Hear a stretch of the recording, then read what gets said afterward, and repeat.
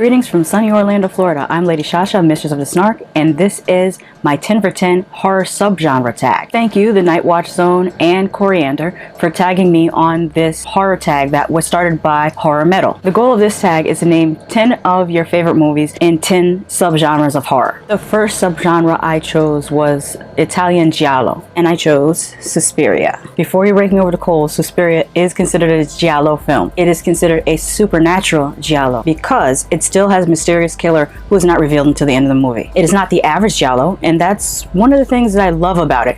I also love the score, but what I appreciate the most is how vibrantly colorful it is. Catching this one late at night on cable as a teen is probably a contributing factor to why I hate sepia tone and other color drained for no reason horror movies. The next subgenre I chose was horror anthology and Creepshow. I mean, you have to know that. Written by Stephen King and directed by George A. Romero, this is the gold standard in horror anthologies. The musical score is iconic as well as the soundtrack. I was disappointed that the disco song that Cass and Hank were dancing to wasn't real. It only exists as a 30-second song for this movie. Vivica Linford should have gotten an Oscar for her portrayal of Aunt Bedelia. I want my cake, Bedelia. You bitch, you called me a bitch. But Sylvia fixed it all. Ashtray back in place, chair overturned, smooth. Can you tell that's one of my favorite segments? And even though that's my favorite segment, each segment is equally strong. The next horror subgenre I chose was horror comedy, and my favorite will always be Ghostbusters. I was the perfect age to see this movie. The first time I saw it was at a drive-in. I was about 9 years old, and it was at a drive-in in Connecticut. It might have been the Hartford Drive-In, it might have been the Mansfield Drive-In. Incidentally, the Hartford Drive-In is not even in Hartford. I think the Hartford Drive-In is actually in Newington on the Berlin Turnpike, but it's still called the Hartford Drive-In anyways. But there was a swing set in front of the screen, and I remember sitting on the swing set and watching the scene where the Ghostbusters went into the library and the ghost scares them. And then I went back to the car with my parents. I think that's, if I remember correctly, it was a long time ago. This is another one that has an amazing score and soundtrack, and it beautifully showcases New York. A few years ago, I actually got to go to the library that they ran out of. At that time, they were doing some construction on the front, and we were told that they were going to change the facade or the front of the library so that it wouldn't look the same as it did in the movie. I was a little bit sad about that. I would have I mean, it probably is for the best, nostalgia aside, but you know, it's just a fun movie, and it's a movie that no matter how many times I see it, I never get tired of it. They could play Ghostbusters on TV every day and I would probably watch it every day. The next subgenre I chose was sci-fi horror, and chose Predator. Predator is a horror movie. It's also a sci-fi movie and an action movie too. More than one thing can be true at the same time. We wore out the VHS of Predator when we first got it. I still remember my dad bought it because he thought it was going to be like Invasion USA or Missing in Action or Rambo. It ended up being so much more. While some of the ish Macho Man Randy Savage was saying didn't age so well, his charisma while saying these things is memorable. Carl Weathers, Arnold Schwarzenegger, and growing up watching WWF, now known as WWE, are probably responsible for my love of muscle-bound men to this day. The next subgenre I chose was supernatural horror. Polterguys. This is a masterpiece in my opinion. The story was told in 3 acts that I believe are equal in length. It has comical moments that work just as well as the scary moments. It made a whole generation scared of the snow on televisions. It's one of the scariest horror movies in which no one died in the movie. After the movie was made, it was pretty much cursed. A bunch of people died. But that's another story for another day. Speaking of stories for another day, look up the history of Lake Lanier in Georgia. It's like the real life story of Poltergeist. Anyway, Poltergeist impact still goes on today through its children like Insidious and Paranormal Activity 3. Interesting tidbit. If Heather O'Rourke was still with us today, she would be the exact same age I am now. We're literally 2 months apart. That's wild. The next horror genre I chose was slasher, one of my favorites. Nightmare on Elm Street. Again, there are a ton of great slasher movies, and slasher is one of my favorite subgenres of horror.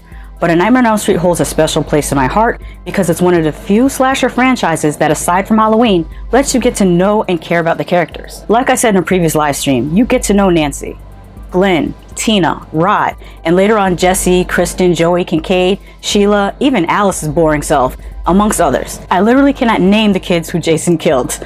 as many times as I have watched the Friday the 13th movies. Robert Englund as Freddy is an icon. Also, I used to live on Elm Street as a kid, so that added an extra creep factor to the movie. Also, the TV spot scared the hell out of me when I was a kid. The next horror subgenre I chose was horror thriller, and I still am a big fan of Get Out. This movie is brilliant. It has multiple layers to peel back, and no matter how many times you rewatch it, there's always something new that you didn't notice. One of the best things about it is that it can tell a socially conscious story and still be fun. Like Wes Craven's super underrated The People Under the Stairs, it proves that serious subjects can be explored without emotionally traumatizing the audience. I'm looking at you, the writers of them. The Amazon series, not the French film. The next subgenre of horror I chose is zombie movies. And my favorite is... try to see where to get this in the camera. Return of the Living Dead. Which if you, I don't know if you can see this on camera, but I have a really cool like holographic on the front of the... Oftentimes 28 Days Later gets credit for introducing fast zombies. It's debatable whether those were even zombies or if they were people afflicted by the rage virus. Either way, they weren't the first fast zombies. The first fast zombies that I can remember seeing were in Return of the Living Dead. You can see how fast they run up on the paramedics and the cops. Other things I love about this movie are the actors, the characters, like the punks hanging out in the graveyard, saying things like, "Oh look, it's your friend and mine," or, "What do you think this is all about? You think this is a fucking costume? This is a way of life." And my favorite, "I'll bust it in the damn head." "Don't be afraid. I'll bust it in the damn head." Shout out to the beautiful, gorgeous Miguel A. Nunez, a true scream king. The next subgenre I chose, and I kind of made it its own subgenre because technically this could also go under supernatural, but I'm going to put it in a separate category, and that is possession horror films. And the Holy Grail, this right here, I don't care what your mama told you, what your daddy told you, what your cousin told you, this is the best possession movie ever made, and that's how Mary Had a Little Lamb. Hundreds of movies have tried to replicate this movie to varying degrees of success. In my opinion, this is the perfect horror film. There's nothing weak about it. The writing, the acting, technical aspects like lighting, cinematography, score, directing. There's no such thing as perfection, but this comes damn close. And the last horror subgenre that I chose is splatter gore, because as I always say, I am the gore connoisseur. I am the blood Goldilocks. This is what I'm here for. And I chose Dead Alive. Move my hand so you can see that.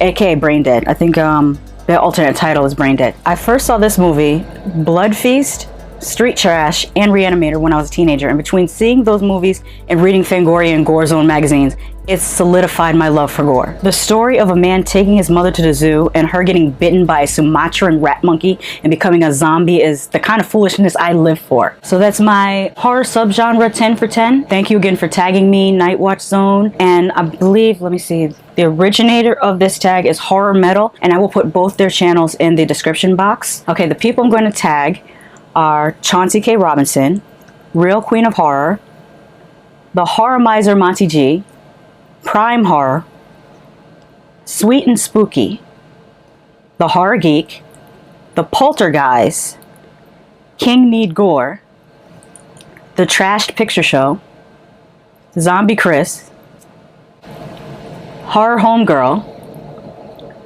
Nacindia Dream Child. Now for the last two, I know Horror Homegirl, you don't have a YouTube channel, but this is a perfect Instagram post because Instagram lets you put 10 images, so you can put the 10 horror subgenres on your Instagram. I will also put her Instagram in the description. I'll put everyone's channels in the description box, and Horror Homegirl's Instagram, go follow her. She has a great horror Instagram. And Nacindia Dreamchild is a filmmaker. She does art house horror that I would compare to like a young David Lynch or Lars von Trier. She's really super talented. I would love to see her take on this 10 for 10 subgenre tag. If you were not tagged in this video, check out my previous tag video. You might be tagged on that one. Or I have 2 more videos that I'm making, and you're probably going to get tagged on those. But you don't have to wait for me to tag you. Consider yourself tagged on any of these tag videos. Just go ahead and do the 10 for 10. And like I said in my previous 10 for 10, even the viewers watching this that don't have YouTube channels, please feel free to put your 10 for 10 in the comments below. Thank you all for making it to the end of this video.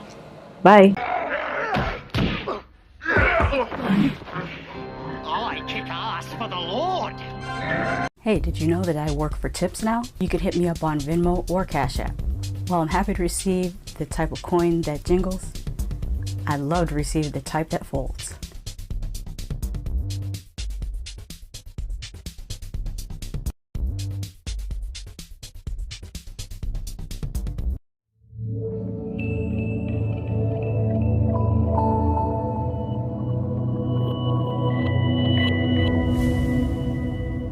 Somebody show these people where the subscribe button is. They don't know what they're doing.